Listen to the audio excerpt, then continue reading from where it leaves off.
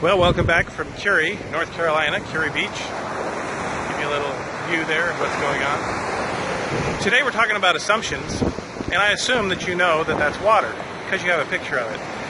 But the reason I brought it up is because the other day Beth and I were at church, and the song leader said, "Hey, there is a new song we want you to learn," and it happened to be a new song that has been, I don't know, in the top charts of contemporary Christian for maybe the last 2 years.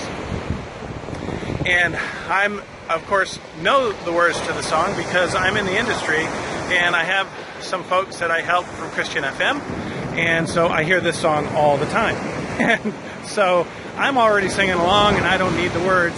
And I look over at my wife, Beth, and she looks at me with these wonderful, just big, beautiful eyes of hers, and she says, "This song is so amazing. I've never heard it before."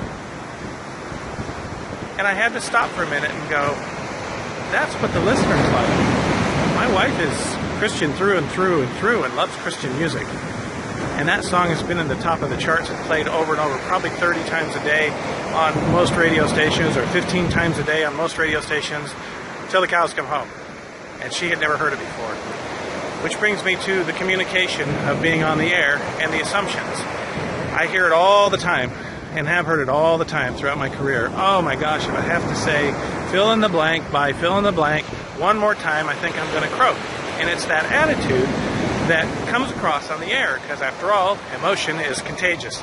So take that to heart, that most of the people who are listening to you are not in radio, and in fact nowadays they don't even own CDs, they don't own records, they don't own anything. They own a space in the cloud, and they're not that familiar with the music.